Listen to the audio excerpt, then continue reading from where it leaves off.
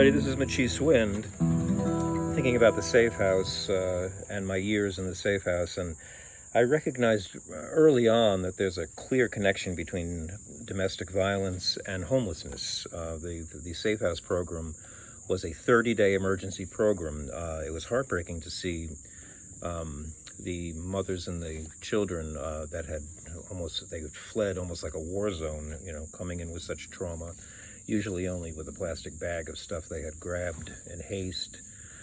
And then 30 days, rebuild your life in 30 days, it was very difficult. So the safe house could sometimes extend the stay to 60 days, but there was an agency that housed the homeless, and oftentimes the families would have to move from the safe house to the homeless agency, and that was always very difficult.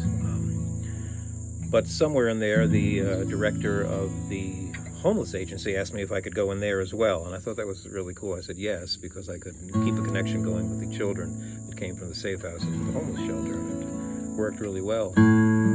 So I did that for a number of years. The design was for the families to stay in area churches, and they didn't stay in the church, the area where the altars and the sanctuary and stuff was, but oftentimes there would be either a basement of the church or parts of the church complex where the families could stay. And that ranged from, possibly an individual room for the families, but very often it was like a large common room with partitions kind of set up and stuff like that. So it was a difficult situation. Great that it existed and could help the families, and they had a good system for helping families work towards getting housing and stuff like that, and jobs and things like that. But and volunteers would bring food to the church, which was wonderful. But the families had to get up at 5 a.m. The idea was for them to sleep in the churches and then head out on either buses, or a few families had a vehicle, but very often not, and go back to the homeless agency, get cleaned up. Then the children would get to school buses somehow, and the mothers would oftentimes go to work or go out looking for work. So it was a difficult life. I'm thinking of one little girl. I'm going to call her Chrissy, just for wasn't her name. There were so many hundreds of children. But I remember, I have a memory for sitting at one of the churches had this little broken piano in one of the cafeteria rooms. I remember her sitting at that piano, and I could see her across the room sitting there, and I'm sort of picking at the keys, and then I noticed that she had, kind of tears streaming out of her eyes very quietly, but no expression of crying, just tears. And she was processing and her experience, and I sat with her for a while, and she handed me this sheet of paper. It's a kind of a crumpled piece of paper, loose leaf paper, and and it had a few lines of her writing on it. She said, "Is this a song?" And I said, "Well, let me see." And I looked at it, and it had I still have that scrap of paper. It said, "I want to fly. I want to be free. I'm feeling trapped. Won't you listen to me?" I said, "That's beautiful. I mean, that really tells how you feel." She said, "Can it be a song?" I said, "Absolutely, it can be a song. We'll just put some music to it, and maybe even you could sing it if you want." She said, "But I want it to be rockin', kind of rockin'." Oh, okay, we'll make it kind of rockin'.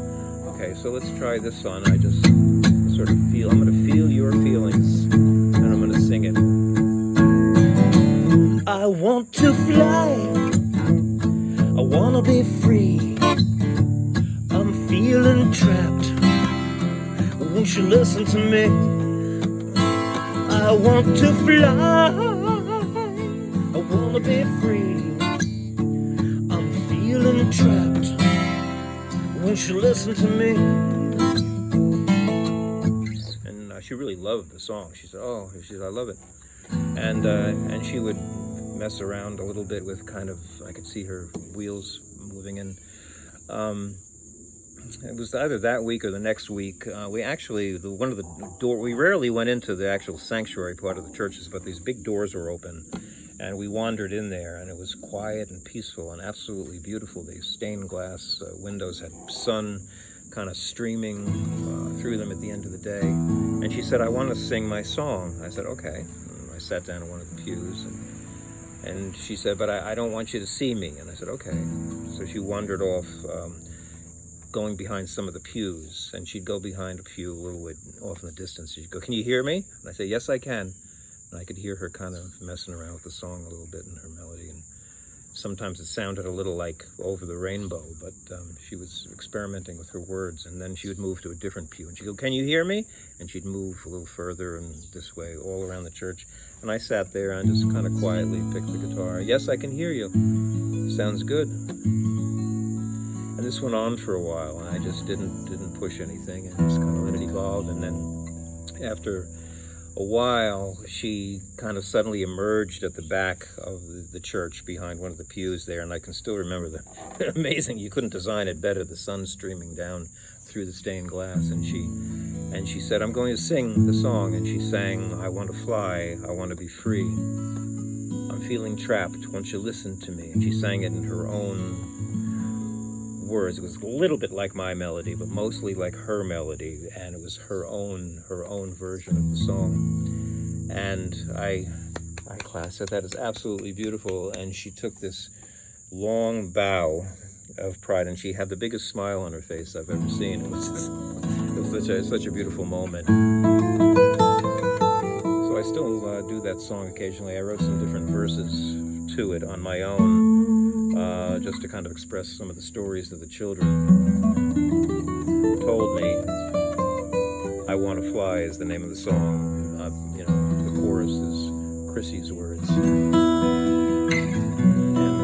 I've written quite a bit about the families. The book 2 of my audiobook of my memoirs coming out about all these wonderful years of working with the children and the families and the women. Book 2 is called "In the Churches of the Homeless," and it goes into a lot of my work in the teen shelter and also with the families.